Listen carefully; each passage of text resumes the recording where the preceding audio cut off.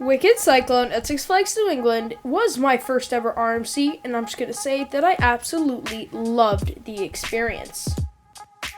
Before this, I've never experienced something with the power of airtime like Wicked Cyclone, and as my first RMC, it really does hold a special place in my heart.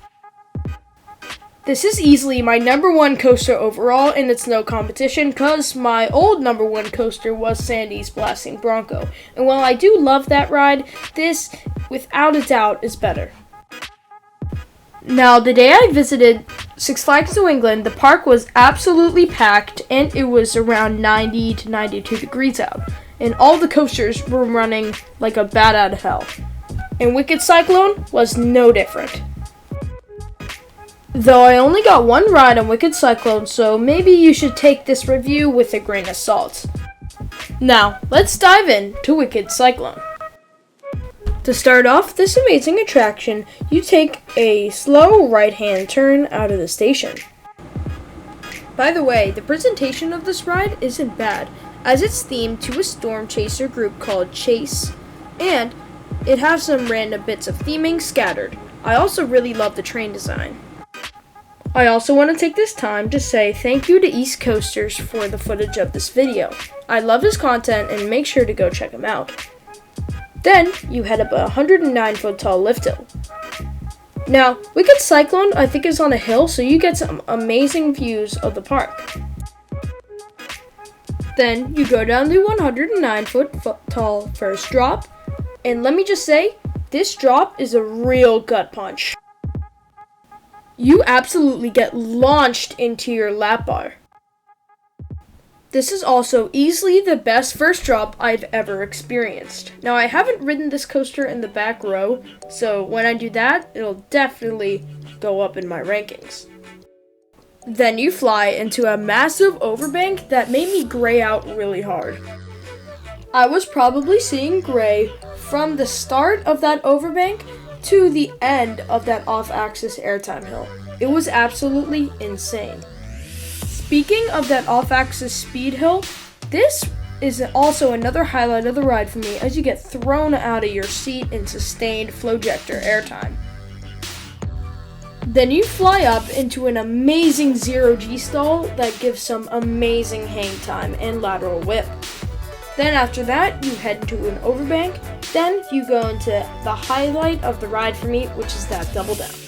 The entrance into the double down gives a little pop of ejector airtime, while the exit gives amazing pop of sustained ejector airtime in all rows. Then after that insane double down, you fly into a weak ejector hill, which also gives some really good sustained weak ejector airtime. Then you fly into another very good highlight of the ride, and this is this insane off-axis airtime hill. You get absolutely ejected out of your seat. This was my first ever moment of off-axis airtime, and let me just tell you, it was absolutely insanity. Then you fly into a little overbank before going into a hang time filled inversion. Then after that, in my opinion, you go into kind of the weakest part of the ride, which is just these small overbank turns. These overbank turns don't really do much, but you know, they're just a fun little way to mix up the ride.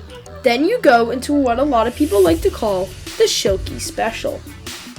The creator of this ride, Alan Shilkey, loves to mix things up with some sneaky off-axis airtime moments.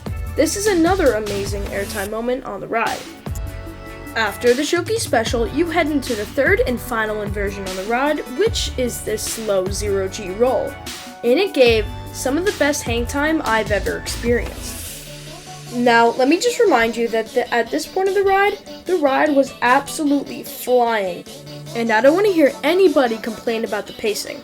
The fact that they managed to make it this long is amazing in itself. Then you conclude the ride with some slow bunny hills and off-axis airtime moments. These bunny hills don't really provide that great of ejector airtime, but it's still ejector airtime nonetheless. Maybe except for those little turns, but that off-axis hill and that final hill before the brakes do provide some weak ejector. Then you slam into that final brake run, ending that amazing attraction. So that concludes my review on Wicked Cyclone at Six Flags New England in Nagawam, Massachusetts. I hope you enjoyed this review, and make sure to leave a like, comment, and subscribe if you enjoyed the video. I know this was more of a shorter one, but I'm trying to do daily uploads here, so pretty much just stick with me. I'm going to be starting a new series soon, so stay tuned for that here at Coasters in Perspective, and I'll see you guys in the next one. Peace.